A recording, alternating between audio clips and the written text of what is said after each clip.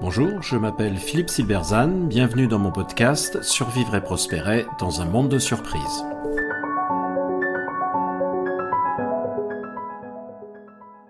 La singularité, ressource ultime face à l'adversité.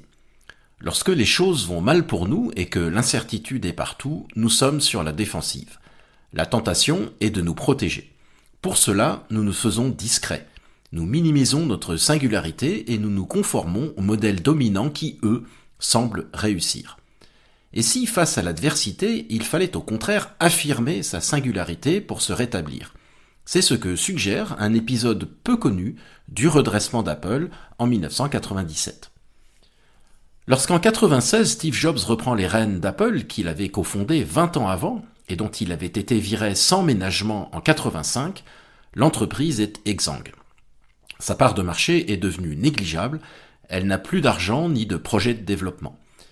Alors qu'elle avait lancé la révolution du PC en 1977 et connu une trajectoire fulgurante, elle n'est plus qu'une note de bas de page dans le paysage technologique mondial.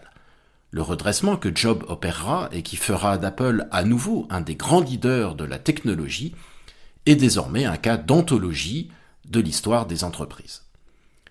Un épisode illustre la façon dont Jobs s'est appuyé sur la singularité d'Apple dans sa stratégie de redressement, que j'évoquais dans un article précédent. Peu après son arrivée, il apprend que l'agence de communication BBDO a proposé à Apple une campagne de marque avec le slogan « We're back », nous sommes de retour. La direction d'Apple y est favorable, mais Jobs s'y oppose, bien qu'il ne soit encore à l'époque officiellement que conseiller du président.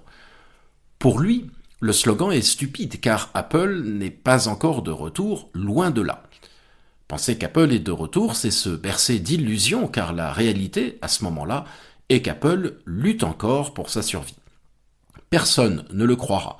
L'affirmer, c'est mentir et se décrédibiliser. C'est persister à vivre dans une bulle, ce que Apple fait depuis des années. Par son opposition, Jobs impose un principe de réalité avec laquelle il ne faut pas tricher. Il fait accepter une campagne très différente qui fait figurer de grands pionniers, de grands artistes, Einstein, Bob Dylan, Gandhi, etc. Chaque portrait est affiché avec un slogan simple, « Think different », penser différent, la faute de grammaire étant volontaire. Penser différent.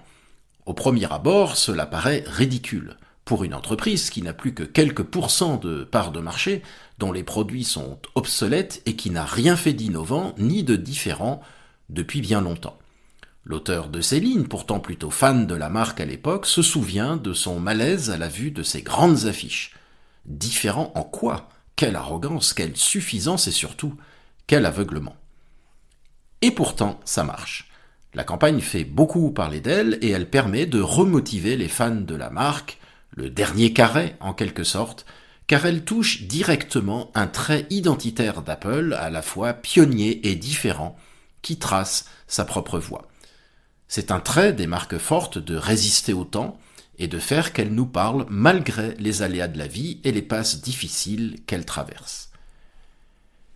L'intelligence de cette campagne est en effet de se reconnecter à l'identité de l'organisation et de repartir du réel qui est que, pour un noyau certes réduit de gens, Apple symbolise encore la différence.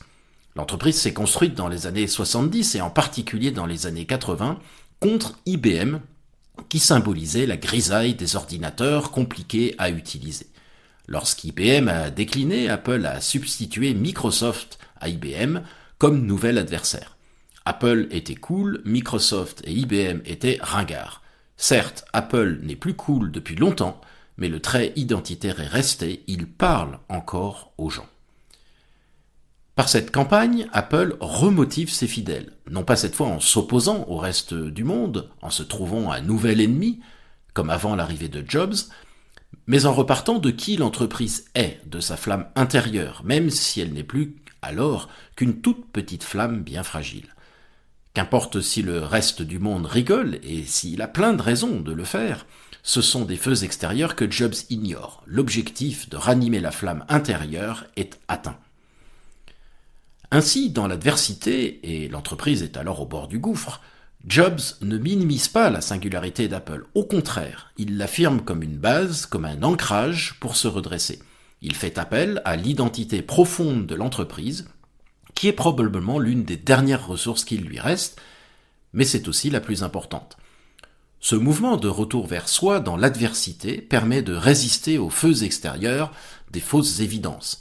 À l'époque, chaque expert y allait en effet de son avis sur ce qu'Apple devait faire pour survivre, et Jobs les a tous ignorés. Affirmer sa singularité alors qu'on est en grande faiblesse est contre-intuitif.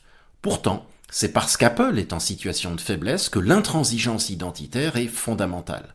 Car si l'identité cède, alors il ne reste plus rien. Ce n'est pas sans rappeler un épisode célèbre de la Seconde Guerre mondiale. Inquiet de la très mauvaise relation qu'entretenaient Roosevelt et De Gaulle, Churchill reprocha à ce dernier sa rigidité. Il lui recommandait d'être plus souple, de faire plus de concessions, de tendre la main, notamment auprès de transfuges de Vichy. « Je ne peux pas, lui répondit De Gaulle, je suis trop faible. » L'affirmation de sa singularité n'est en effet pas réservée aux plus forts, au contraire. C'est l'arme ultime du faible dans l'adversité. C'est souvent tout ce qu'il reste, mais c'est aussi la ressource ultime et, pour peu qu'elle soit défendue et affirmée, la clé du rétablissement. Merci de votre attention, vous pouvez retrouver cette chronique et bien d'autres sur mon blog www.philippe-silberzan.com. À bientôt.